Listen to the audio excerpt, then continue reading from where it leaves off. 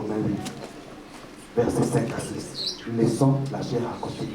Romains 8, verset 5 à 6. Mais il faut s'affectionner aux choses de l'esprit et non de la chair. Parce que la chair entraîne à la mort. Romains 8, 5 à 6. Je lis la parole. Ceux en effet qui vivent selon la chair s'affectionnent aux choses de la chair, tandis que ceux qui vivent selon l'esprit s'affectionnent aux choses de l'esprit.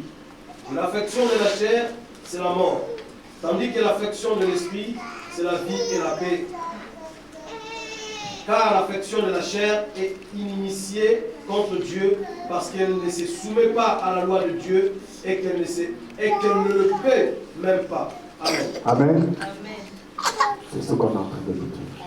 Arrêtons de nous affectionner aux choses de la chair. Laissons l'esprit prendre la place. Tu peux être chrétien bien habillé. Tu peux être chrétien avoir des belles voitures, des belles maisons.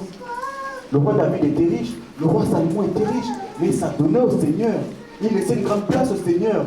L'homme que Dieu a dit, j'ai trouvé, son fils disait, l'homme selon mon cœur. Il s'adonnait au Seigneur, pourtant il était le roi. Dieu ne dit pas que le chrétien c'est celui qui est pauvre. Non.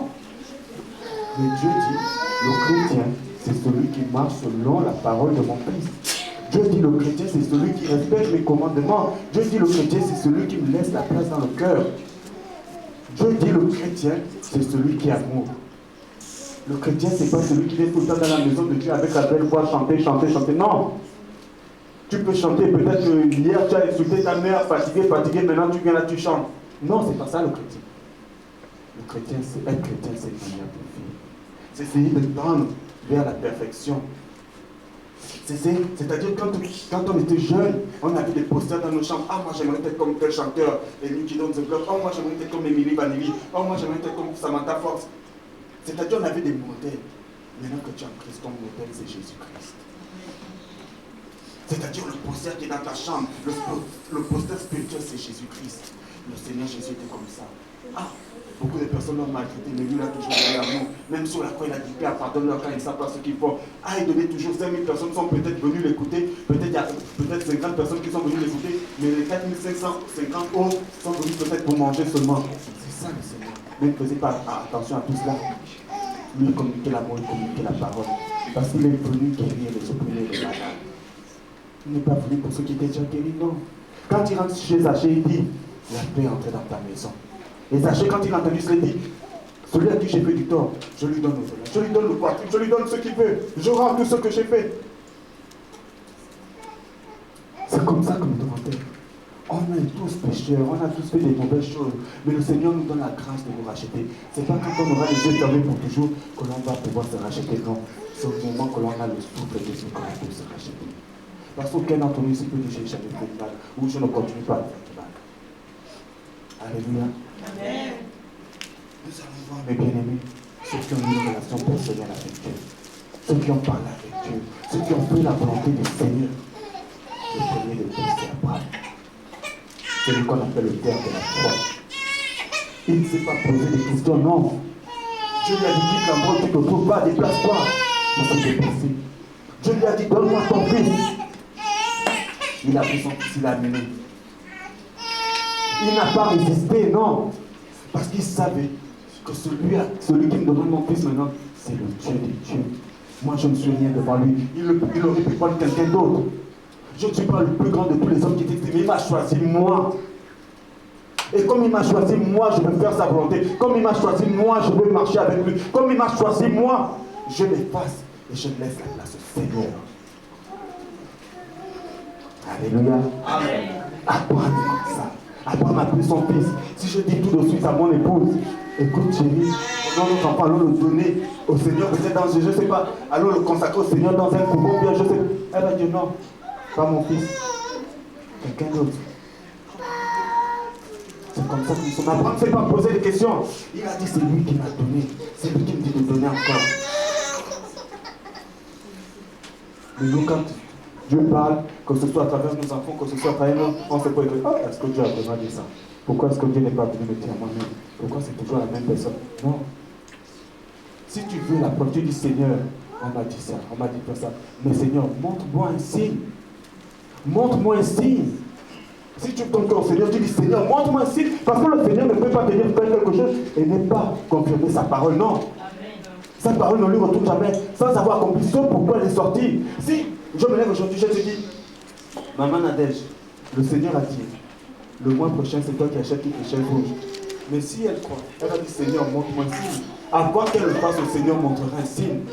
Quand c'est la parole du Seigneur, il y a toujours un signe qui accompagne cela. Le Seigneur ne dit pas quelque chose en vain. Non, parce qu'il sait que l'homme était menteur. Parce qu'il sait que l'homme était un usurpateur. Parce qu'il sait que l'homme était loup pour l'homme. Mais lorsque le Seigneur te dit de faire quelque chose, il ne te montrera pas A plus, même si tu as déjà accompli la chose, il ne te montrera pas A plus que c'est moi qui t'ai dit d'accomplir. Si ce n'était pas la volonté du Seigneur, il va confondre la personne qui pense que tu fasses cela. Alléluia. Quelle est ma relation avec le Seigneur? Frère Manuel, tu peux prendre le livre de Deutéronome 34, s'il te plaît. Deutéronome 34. Verset 1 à 12.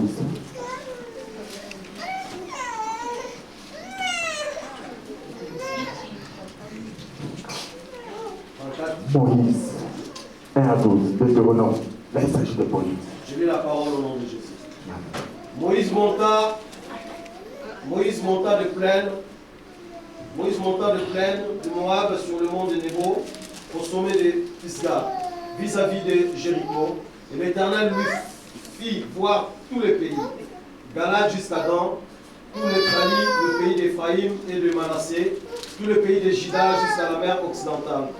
Le midi, les environs du Jourdain, la vallée de Jéricho, la ville de Palmiers jusqu'à Tchoar.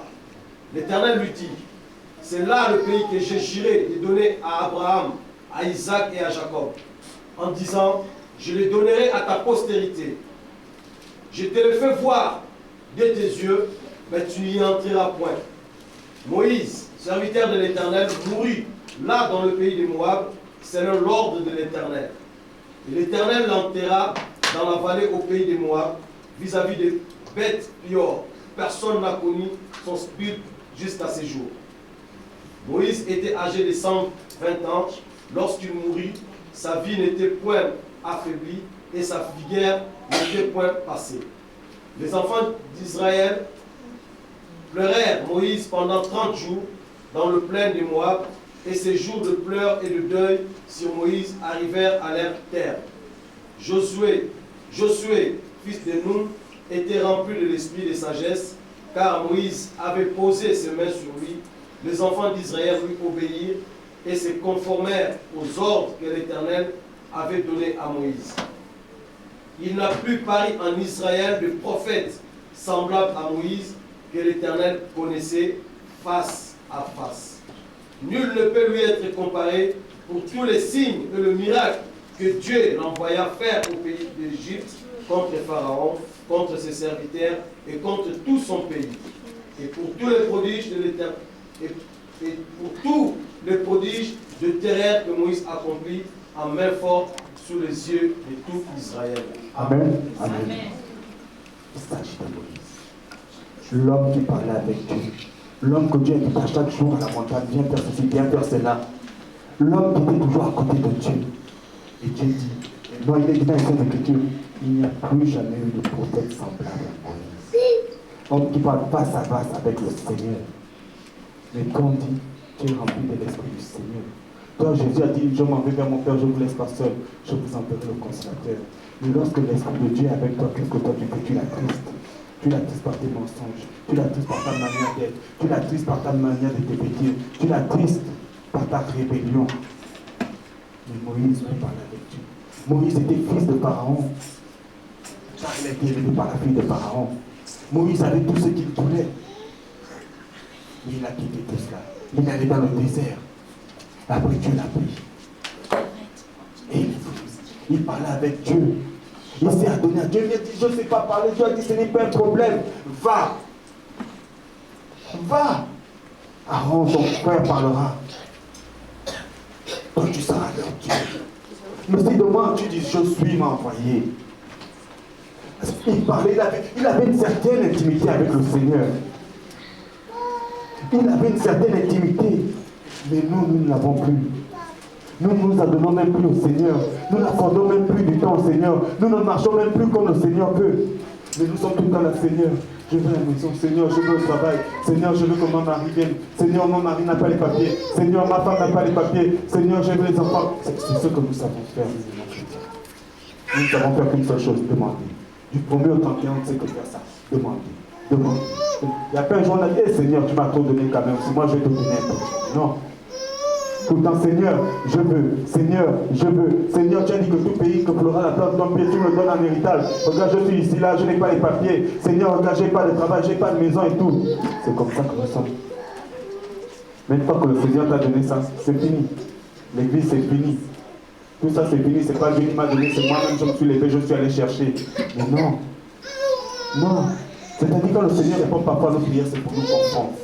C'est pour nous montrer notre limite, nous montrer que tu m'as demandé, je t'ai donné, et tu ne veux plus faire, et je vais aussi reprendre. C'est pour montrer que l'homme est un éternel affamé. Alléluia. Et bien, quelle est la relation que tu as avec ton Seigneur? Es-tu véritablement chrétien?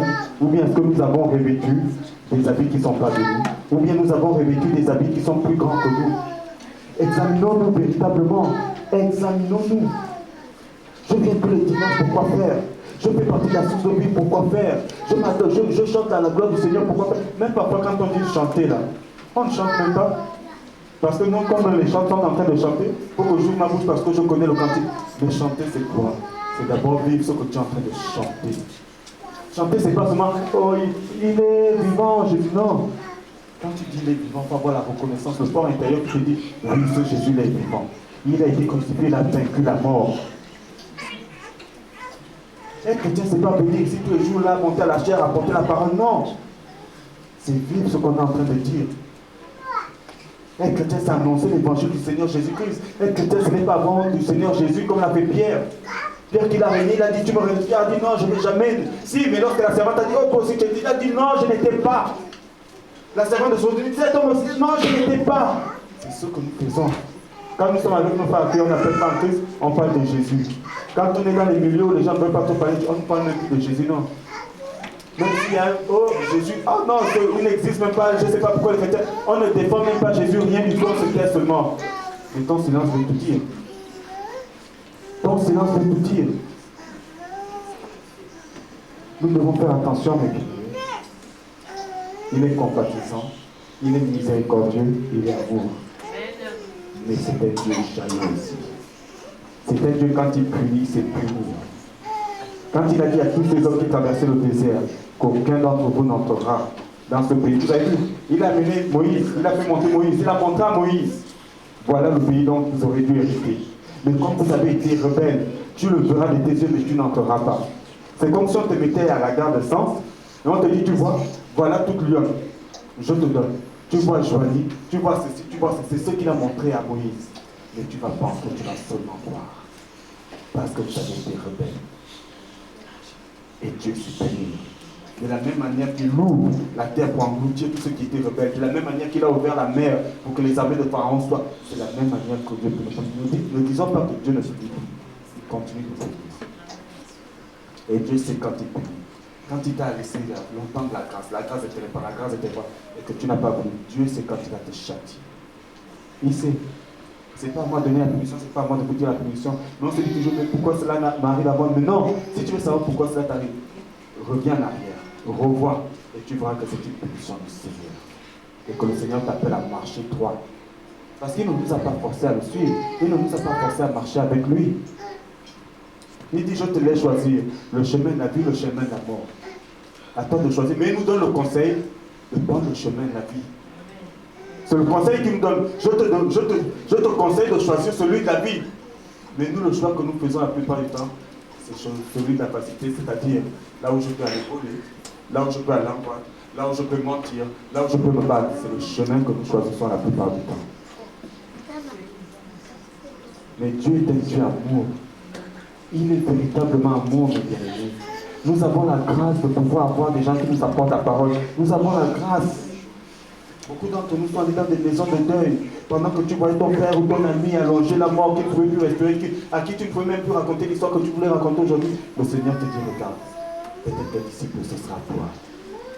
Laisse tout ce qui ne t'amène à rien du tout et suis-moi. Laisse-moi éclairer ta vie. Laisse-moi marcher avec toi. Laisse-moi entrer dans ta vie. Mais nous disons toujours, Seigneur, attends. Mais nous oublions que nous ne sommes pas maîtres du temps. Nous ne sommes pas maîtres du temps. Là, je finis de vous apporter la parole. Je rentre chez moi. Oh, peut-être je pars. Vous dites, peut-être nous apporter la parole dimanche, comment Dieu aussi peut prendre. Mais c'est la volonté du Seigneur. C'est pour ça qu'il te dit, tu as eu le temps de profiter de ta jeunesse. Tu as eu le temps de profiter de ta jeunesse. Nourris-toi de la parole maintenant. Nourris-toi de mon esprit. Nourris-toi de cela. Revêt ces armures que je te donne. Je t'ai laissé dans toute ta jeunesse profiter de cela. Et même parfois dans ton âge adulte, tu as eu le temps encore de profiter de cela. Mais à quel moment vas-tu m'accorder de la place dans ta vie? Tu as été dans la jeunesse, tu as été en bois, tu as été ceci, je ne sais pas, tu as eu tout ce que tu voulais. Accorde-moi du temps. Laisse-moi marcher avec toi, laisse-moi éclairer ta vie, laisse-moi éclairer la vie de tes enfants. Laisse-moi marcher avec toi, laisse-moi te tenir par la main, comme un parent qui tient son enfant et qui l'amène à l'école. C'est comme ça que le Seigneur veut le tenir. Parce que tant que tu tiens la main de ton enfant, lorsque vous traversez aucun danger lui arrivera, parce que tu regarderas à gauche, à droite et tu traverseras au bon moment. Lorsque ton enfant est malade, tu es à ses côtés, tu lui donnes les médicaments qu'il faut. C'est comme ça que le Seigneur veut être avec nous. Il veut nous tenir par la main, il veut veiller sur nous. Que lorsque quelqu'un veut venir frapper à notre porte, il détourne le cœur de la personne dit, non, moi je ne veux pas aller dans cette maison. C'est comme nous ne voulons pas laisser cette place au Seigneur. Nous voulons les personnes qui viennent encore, tu sais, la sœur Mireille a encore fait ceci. C'est ce que nous aimons. Mais le Seigneur veut nous éloigner de cela parce qu'il sait que ça ne nous grandit pas spirituellement. Ça nous réduit spirituellement. Quand quelqu'un vient frapper à notre porte, il commence à nous raconter, on ne dit même pas à la personne, tais-toi, non, on est là, on écoute. Et nous sommes les premiers à prendre notre téléphone. Maman Neige, tu sais, elle est venue à la maison, voilà ce qu'elle a dit pour toi et tout. Mais ne dis pas que c'est moi qui t'ai dit ça. Faut pas dire, s'il te plaît, ne dis pas. Moi je te dis ça parce que je t'aime bien. Mais tu sais, tu l'aimes bien. Tu as dit à ce nom, sors de ma maison, pardon, je ne veux pas qu'on parle de cette soeur. Moi, elle m'a pas fait aucun mal, mais non. Tu dis, tu as pu dans le temps d'écouter ce qu'elle a dit. Après, tu appelles maman, voilà ce qu'on a dit sur toi. Mais ne dis pas. Pourquoi tu dis encore ne dis pas? Dis, et tu m'appelles si la personne dit. Et comprends-nous. Comme ça, la personne dira, non, à la seule il ne faut pas aller dire, sinon elle va encore appeler. Non. Mais non, c'est, non, ne dis pas, s'il te plaît, ne dis pas, parce que si tu dis, elle ne viendra plus rien me dire. Comme ça, la prochaine fois qu'elle t'aime encore, me dit, je t'appelle encore si elle parle de toi et tout. C'est comme ça que nous sommes. On ne dit à la personne, non, ma soeur, tu es venu pour ça. Excuse-moi, c'est pas que je ne veux pas te recevoir, mais si tu es venu pour ça, sors de ma maison, pardon, reviens prochainement quand tu auras des bonnes idées. Maintenant, on est là assis. Tu bois quoi? Tiens, bois. On est là, on parle, on critique. Lui, il a encore parlé comme ça. Tu vois, qu'est-ce que je t'ai dit? Quand il va encore passer à chair, il va encore nous dire ça, il va encore nous dire ça. Tu as vu? C'est comme ça que nous sommes. C'est comme ça que nous sommes. Et nous ne voulons pas changer ça.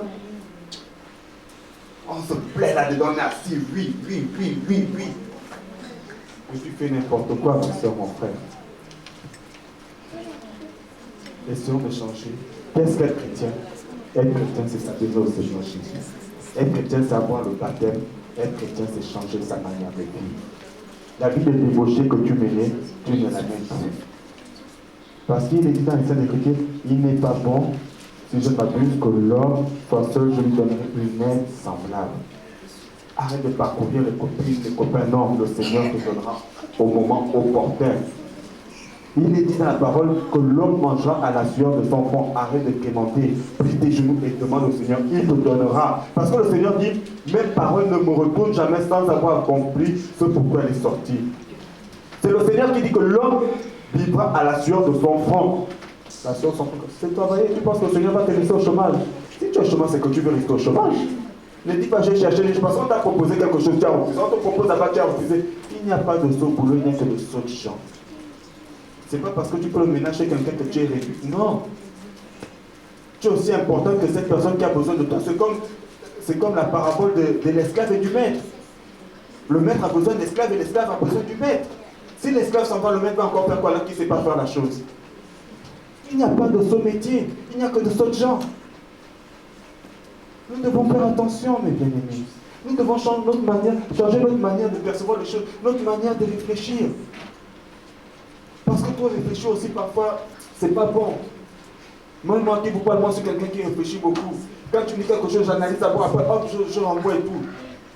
Mais parfois, c'est pas bon. Le Seigneur Jésus n'est pas compliqué ni d'amour. Il ne se compliquait pas la vie, non. Il allait de tel lieu à tel lieu, il mangeait ce qu'il pouvait manger et tout. Quand les hommes venaient, tout ce qu'ils pouvaient faire, il faisait. Il ne se compliquait pas, mais nous on cherche toujours à compliquer. Si je mets le pantalon, est-ce que ça va avec la chaussure? Est-ce que ça va avec la cravate? Est-ce que ça va avec la barbe comme c'est tout? Non, faut que je... Non. Tout ça c'est éphémère. Le Seigneur Jésus ne fait pas attention à ça, il fait attention à ton cœur. Quelle est la disponibilité de ton cœur pour lui? Ça, c'est sur quoi le Seigneur Jésus prête attention. Est-ce que ton cœur est lavé pour qu'il vienne s'y installer? Est-ce que tu as ouvert la porte ou bien elle est toujours fermée parce que tu as peur de laisser tous ceux qui te maintiennent dans le monde? Le Seigneur Jésus se tient toujours prêt. Il ne s'éloigne pas, non. Quand ce jeune homme riche est arrivé, il a dit, Seigneur, Jésus était là, il a écouté cet homme. Il dit, voilà, tu feras ça. Il dit, Seigneur, depuis ma jeunesse, je fais ça. Le Seigneur lui dit, vends tous tes biens et donne le pauvre. Il n'a rien compris, il est parti. Le Seigneur Jésus est disponible pour tout un chacun. Il n'est pas seulement disponible pour moi, il n'est pas seulement disponible pour le pasteur, il n'est pas seulement disponible pour madame qui passe. Non. Il est disponible pour nous tous qui le cherchons. Mais il faut que tu le cherches sincèrement. C'est pas que tu le cherches lundi, mardi, mercredi, jeudi, vendredi, et samedi tu envoies, tu danses au décalé, tu danses le dombolo. Non. Et dimanche, quand tu viens, tu es à l'église et tout, tu es chrétien. Non, c'est pas ça. C'est pas ça. C'est pas parce que dans ta voiture, il n'y a que des CD des chrétiens qui chantent à la gloire de Dieu que tu es chrétien. Non. C'est pas parce que quand on vient dans ta maison, on fait la prière, on lit la parole, on écoute les chants. Non. C'est pas ça être chrétien. Être chrétien, c'est une manière de vivre. Être chrétien, c'est la relation que tu as avec le Seigneur. Être chrétien, c'est le temps que tu accordes au Seigneur. Être chrétien, c'est ta manière de percevoir ton prochain. Quand il dit, je vous donne un commandement nouveau, aimez-vous les uns les autres comme je vous ai aimé moi-même. Il nous a aimés sans complication. Mais hop, si la sœur Déborah même, c'est qu'elle attend quelque chose. Non. L'amour du chrétien, c'est pas attendre quelque chose en retour, non. C'est un amour plus ou moins, si on peut dire, fraternel. Mon frère a des soucis, c'est que j'ai des soucis. Mon frère est dans la joie, je suis dans la joie. C'est comme ça que le Seigneur Jésus était. Quand on lui a dit que Lazare était mort, il a attendu, mais il est parti pour soutenir. Mais aussi c'était pour que la gloire de Dieu soit manifestée, pour montrer que ce que l'homme ne peut pas faire, moi je peux le faire. Je vous dis que je suis fils de Dieu, mais vous ne croyez pas, mais vous allez le voir aujourd'hui. Le Seigneur n'attend qu'une seule chose, ouvrir les écluses des cieux et verser les bénédictions sur toi. Il a fait à Job. Il a fait à Job, il a fait à David. Il a dit dans David, au Actes des Apôtres, chapitre 13, verset 22, j'ai trouvé le fils d'Isaïe, l'homme selon mon cœur.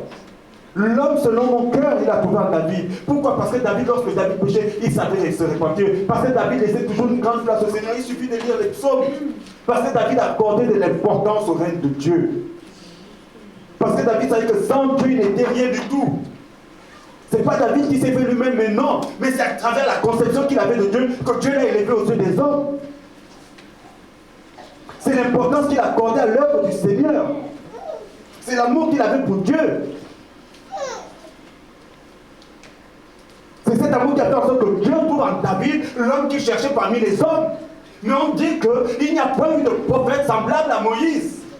Et même personne ne sait où est la tombe de Moïse. Mais il dit de David, j'ai trouvé le fils d'Isaïe, l'homme selon mon cœur. Un homme rempli d'amour, un homme qui a de l'attention pour moi, un homme qui veut faire des choses pour moi. Lorsque David habitait dans une maison, il disait non, ce n'est pas normal que moi je demeure dans un château et que mon Dieu demeure comme cela. Il faudrait que je lui bâtisse une maison. Mais Dieu lui dit à David, non, ce n'est pas toi, parce que tes mains sont pleines de sang, mais c'est ton fils qui le fera pour moi. David avait accordé du temps à Dieu. Quand il s'agissait de Dieu, David n'était plus roi. Il disait, je suis heureux quand on me dit alors à la maison d'Éternel. Quand il s'agissait de danser à la gloire de Dieu, il dansait, peu importe les soldats qui étaient là, peu importe les épouses qui étaient là, peu importe les enfants. Parce qu'il savait que mon trône, mon règne n'est rien par rapport à celui qui vit dans les cieux, par rapport à celui qui chaque jour renouvelle mon souffle de vie, par rapport à celui qui me maintient dans son royaume. Sans lui, je ne suis rien. Et je l'établis dans mon cœur, je lui laisse cette place qui est la sienne. Et je fais la volonté de mon Dieu. Lorsque Saul est entré dans la grotte, les hommes de David ont dit, prenons-le, tuons-le. David a dit, non, loin de là. On ne tue pas loin du Seigneur. Et lorsque Saul est sorti de la grotte, David a dit à Saul, si je voulais, j'aurais pu te tuer. Regarde le pan de ton manteau. c'est Dieu qui l'a oint roi. Il a été oint roi. Selon la volonté, c'est pas Dieu qui l'a oint roi, mais c'est le serviteur de Dieu, mais selon la volonté de Dieu. Et David dit, tant que l'onction de Dieu est sur lui, je ne peux pas toucher à cet homme. Parce qu'il avait une relation mutuelle avec Dieu. Parce qu'il savait que la relation que j'ai avec Dieu, ce n'est pas la relation que j'ai avec le frère Kevin, ce n'est pas la relation que j'ai avec X ou bien Y. La relation que j'ai avec Dieu ne regarde que Dieu et moi. Et à travers ma manière d'être, les gens pourront se dire que si cet homme marche avec Dieu, que si cet homme est rempli de bénédictions, c'est que ce Dieu existe vraiment. Mais nous, quand nous parlons de Dieu, nous parlons de Dieu quand on est entre nous. Mais quand on est avec les personnes qui ne sont pas chrétiennes, oh, Dieu n'existe pas. Non. Parce qu'on ne peut pas être catalogué tout non, parce que Dieu nous fait honte à ce moment. Mais non. C'est à ce moment que tu dois parler de Dieu. David, quand il venait, quand il dansait avec les chants, les tambourins, il s'en foutait que ses épouses soient là, que ses soldats soient là, que les serviteurs soient là. Non. Parce qu'il savait qu'il le faisait pour son Dieu. Et quand il disait, je suis un comme allant à la maison de l'Éternel, il était content, véritablement content. Mais nous, quand on dit c'est dimanche, pas le culte. Voilà encore ce qui va se passer. Les gens vont venir chanter, Seigneur, on va savoir s'ils chantent bien tout. On va encore venir nous parler de ça, nous fatiguer, tout, patati, patati. Mais non. Toi, contente de venir, tu ne viens pas pour l'homme qui se met ici. Parce que tu as déjà dit, Seigneur, merci, dimanche, je serai dans ta maison. Je sais, Seigneur, que voilà en ce moment ce que je souffre et je sais que tu réponds à ma prière. Seigneur, je t'ai béni parce que tu es juste, parce que tu es vérité, parce que tu es amour. Seigneur, je ne peux que te glorifier. Et conduis-moi dans ta maison. Et tu t'es libéré. Mais quand tu joues bien déjà avec des préjugés, quand tu viens déjà avec un cœur assemblé, comment peux-tu être dans la joie? Tu ne peux pas être dans la joie. Parce que tu as déjà des idées arrêtées. Tu ne peux pas être dans la joie. Quand on a une relation intime avec Dieu, on n'est pas dans les hauts qui fait que non. Il s'agit de la maison de Dieu. Dans des assemblées, quand vous allez, vous trouvez des rangs. Les gens se pressent pour entrer dans la maison du Seigneur. Les gens se pressent. Ils n'ont même pas envie de rentrer chez eux. Sérieux, quand je vais dans l'assemblée de ma soeur à Paris, tu as vraiment cette impression que les gens n'ont pas envie de rentrer chez eux. Ils font deux cultes, ils assistent aux deux cultes. Pourtant, il y a les gars qui sont là pour les prendre, mais non, vous n'avez pas envie de rentrer chez vous. Vous avez envie que les chants continuent de chanter. Vous avez envie que le prédicateur du jour continue d'annoncer la parole. Parce que l'Esprit du Seigneur demeure dans ce lieu. Parce qu'ils savent la place qu'ils accordent au Seigneur dans leur assemblée. Il n'y a pas que l'assemblée de Macha qui est comme ça. Beaucoup d'entre nous, nous avons fréquenté différentes assemblées. Parfois quand nous allons à Paris, parfois quand nous allons à Belgique, pour ceux qui vont à Londres, à gauche ou à droite, même dans nos propres pays africains. Tu as cette impression que non, ici, là, les gens ne veulent plus rentrer à la maison. S'ils pouvaient rester là, vivre là, ils resteraient là. Mais pourquoi c'est pas comme ça ici? Parce qu'on a déjà des préjugés. Parce qu'on se connaît déjà, nous tous, tel fait ça. Parce que quand le culte est fini, on se réunit. Ah, boni, on a bien, madame, moi, toi, c'est comme ça,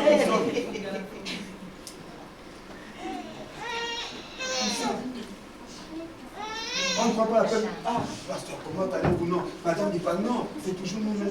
Comment ça va? Oui. On va venir, on va, on va sauver notre sang. Ça, c'est mon patois. Hein. On va sauver notre sang. On va sauver. C'est comme ça que ça. Hein? Pour ceux qui n'emploient jamais d'articles et tout, on se connaît aussi. Hein? C'est toujours comme ça, mais non. Bien aimé. Accordons une véritable place au Seigneur. On dit qu'en Christ, il n'y a pas de ciment, il n'y a pas d'équipage, il n'y a que Jésus-Christ. Jésus-Christ, c'est pas. Bon, embrassez-vous dans la paix du Seigneur. Au revoir, ma soeur, ça va vite. Non, prenons le temps de parler un petit peu. Les gens ne se voient pas de la semaine. On a l'occasion de se voir dimanche, on a aussi pressé de démarrer les voitures. Quand on n'est pas à pied, on a des véhicules. Mais bien, laissons une véritable place au Seigneur dans nos vies. Le Seigneur n'attend que cela. Cette assemblée, je vous assure, c'est une assemblée où la main de l'Éternel est puissante. La main du Seigneur est puissante dans cette assemblée. Peut-être à cause d'une personne, peut-être à cause de deux personnes, peut-être à cause de nous tous. Mais beaucoup d'entre nous peuvent témoigner des miracles qu'ils ont vécus dans cette assemblée, des guérisons qu'ils ont eues dans cette assemblée. Même ils n'espéraient plus, mais Dieu a répondu à leurs prières. Beaucoup d'entre nous peuvent dire, même ceux qui critiquent tout le temps la source de vie, peuvent dire, oui, avant que je ne quitte cette assemblée, voilà ce que le Seigneur a accompli dans ma vie. À partir de cette assemblée. Je ne dis pas à partir des noms, mais à partir des prières de cette assemblée et à partir de la peu de choses que j'ai fait dans cette assemblée. Réveillons-nous. Changeons notre manière d'être. Soyons de véritables chrétiens. Soyons des adeptes de Christ. Comme les autres sont des adeptes de gourou, nous soyons des adeptes de Christ. Il n'y a pas plus grand amour que celui de Jésus-Christ. Il n'y a pas plus grand amour. Aujourd'hui, ton mari te dit je t'aime, je t'aime, je t'aime. Demain ou après-demain, vous allez vous énerver. Vous avez vu Jésus-Christ s'énerver avec qui? Avec personne. Même celui qui est venu lui mettre la jambe sur le côté, même celui qui lui a donné les clous sur le bois, jamais. Il dit Père, pardonne-leur, car ils ne savent pas ce qu'ils font. Quel est l'homme à qui on va venir, je ne sais pas, donner un clou ici, là, va dire Seigneur, pardonne, ou bien même moi, je suis là debout, on va venir me gifler, je vais regarder. Qui? Moi, je vais regarder. Non, je ne vais pas regarder. Je vais rendre. Je vais rendre. Parce que je vais me dire, si je regarde, toutes les personnes qui passent là, ils vont se dire, lui, on peut taper comme on veut. Mais non. Alors que Jésus, c'était pas ça. Tu l'insultes, il te bénit. Il veille encore sur toi. Alléluia. Alléluia. Amen. Pour terminer, mes bien-aimés, ça c'est moi qui vais le faire et tout. Nous allons prendre le livre de Job.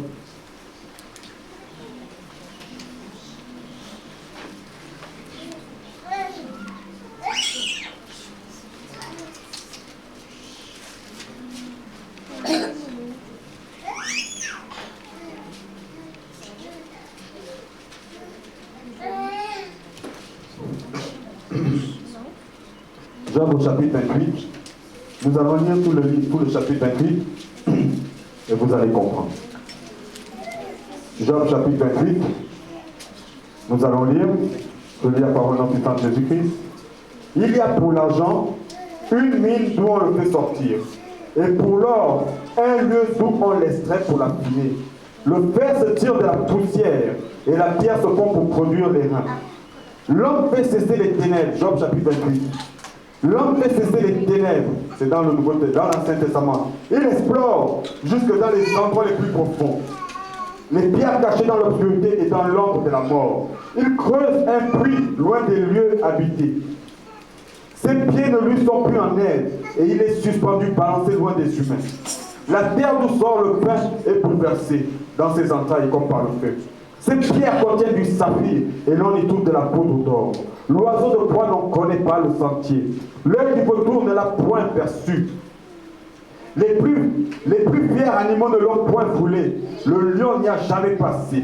L'homme porte sa main sur le roc. Il renverse les montagnes depuis la racine. Il ouvre des tranchées dans les rochers. Et son œil contemple tout ce qu'il y a de précieux. Il arrête l'écoulement des eaux. Et il produit à la lumière ce qui est caché. Mais la sagesse, où se trouve-t-elle? Où est la demeure de l'intelligence? L'homme n'en connaît point le prix. Elle ne se trouve pas dans la terre des vivants. La Bible dit, elle n'est point en moi. Et la mer dit, elle n'est point avec moi. Et elle ne se donne pas contre de l'or pur. Elle ne s'achète point au poids de l'argent. Elle ne se pèse pas contre l'or d'Ophir, ni contre le précieux onyx, ni contre le saphir. Elle ne peut se comparer à l'or, ni au verre. Elle ne peut s'échanger pour un vase d'or fin. Le corail et le cristal ne sont rien auprès d'elle. La sagesse vaut plus que les perles. Le topaz d'Éthiopie n'est point son égal. Et l'or pur n'entre pas en balance avec elle. D'où vient donc la sagesse? Où est la demeure de l'intelligence? Elle est cachée aux yeux de tout vivant. Elle est cachée aux oiseaux du ciel. Le gouffre et la mort disent, nous en avons entendu parler. C'est Dieu qui en sait le chemin. C'est lui qui en connaît la demeure. Car il voit jusqu'aux extrémités de la terre. Il aperçoit tous les cieux. Quand il régla le poids du vent et qu'il fixa mesure d'eau, quand il donna des lois à la pluie et qu'il traça la route de l'éclair et du tonnerre, alors il vit la sagesse et la manifesta. Il en posa les fondements et la mit à l'épreuve.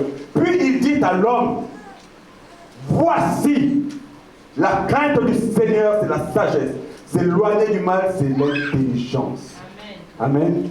Amen. Amen. Amen. Mais la sagesse, où se trouve-t-elle? Où est la demeure de l'intelligence? C'est Dieu qui en sait le chemin. C'est lui qui en connaît la demeure. Car il voit aux extrémités de la terre. Il aperçoit sous les cieux. Puis il dit à l'homme, voici la crainte du Seigneur, c'est la sagesse. S'éloigner du mal, c'est l'intelligence. La crainte de l'Éternel, c'est la sagesse. S'éloigner du mal, c'est l'intelligence. Le mal, éloignons du mal. Ayons la crainte de l'Éternel. Soyons sages, mes bien-aimés. Soyons sages. Beaucoup diront c'est difficile, mais éloigne-toi du mal et tu verras que ce n'est pas difficile. Si tu veux t'éloigner du mal, demande du Seigneur parce que de toi-même, tu ne le peux pas. Tu ne le peux qu'avec l'aide du Seigneur Jésus-Christ. Éloignons-nous du mal et ayons la crainte du Seigneur. De la même manière que les enfants ont, peut-être qu'on peut dire la crainte et le respect des parents, de la même manière, ayons la crainte du Seigneur. Ayons la véritable crainte du Seigneur aujourd'hui.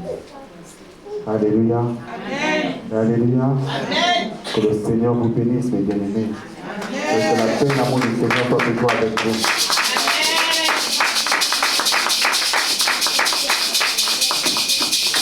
Moi, j'aime bien quand on dit Amen ici à l'Assemblée. J'aime bien ça. Je dis Alléluia, on va dire Amen. Mais qu'est-ce qu'on fera de la parole qui nous est annoncée aujourd'hui? C'est ça le plus important. C'est ça la question que nous devons nous poser. J'ai dit Amen, mais qu'est-ce que je fais de cette parole? Quelle est ma relation avec le Seigneur? Quelle est l'importance que je lui accorde dans ma vie? Dieu de gloire, Dieu de puissance, quelle est ta parole? La crainte de l'Éternel, c'est le commencement de la sagesse. Et s'éloigner du mal, c'est l'intelligence. Seigneur, de nous-mêmes, nous ne le pouvons pas. De la même manière que chrétiens, nous ne pouvons pas de nous-mêmes. Là, tu peux dire à tes disciples, c'est moi qui je vous ai choisi et je vous ai établi. Et tu nous as envoyé annoncer ta parole à travers le monde, Seigneur. Nous te bénissons, nous te glorifions et nous t'exaltons, Seigneur. Nous te disons merci, Seigneur, je te dis merci de cette parole que tu apportes aujourd'hui. Et toi, tu sais à quel moment tu me l'as révélée, Seigneur. Seigneur, bénis tous mes frères et sœurs qui ont pu recevoir cette parole. Je te glorifie, je te bénis parce que tu es justice, parce que tu es vérité. Seigneur, de nous-mêmes, nous ne pouvons pas changer. C'est pour cela que nous avons besoin de toi. Nous avons besoin que tu sois la lumière de nos vies. Nous avons besoin que tu nous tiennes par la main afin que nous sachions marcher avec toi et que nous nous éloignions des maux de ce monde, Seigneur. Que gloire te revienne éternellement. Seigneur, touche les enfants de cette assemblée et que ta main puissante soit toujours sur eux et que ton esprit demeure en chacun d'entre nous. Seigneur, pour beaucoup d'entre nous, moi, au premier petit péché encore, que le péché s'éloigne de nous, Seigneur. Que le mal s'éloigne de nous et que tu demeures à nos côtés, au Dieu de gloire. De puissance. Merci Seigneur Jésus de ta présence. C'est vrai que tu es le chemin, la vérité et la vie et que nous pouvons l'opérer si on n'est pas passé par toi. Seigneur, montre-nous ce chemin. Éclaire ce chemin, Seigneur. Et que Seigneur, le chemin tortueux que nous empruntions, Seigneur, que ce chemin reste loin derrière nous et que nous empruntions la vraie voie qui est la tienne, Seigneur. Gloire te revienne au nom de Jésus-Christ. Amen. Avant de laisser la place à la sœur, je ne sais pas si vous avez remarqué comment sont vécus les chants. Vous ne trouvez pas que c'est en harmonie comme ça? C'est tout à fait bien comme ça. N'est-ce pas? Il est préférable que les chants soient toujours en harmonie. Au moins comme ça crée une bonne chose et on est agréable à les voir. Alléluia. Je bénis les familles qui ont fait en sorte que les chants se font ainsi et que le Seigneur vous bénisse vous. Amen.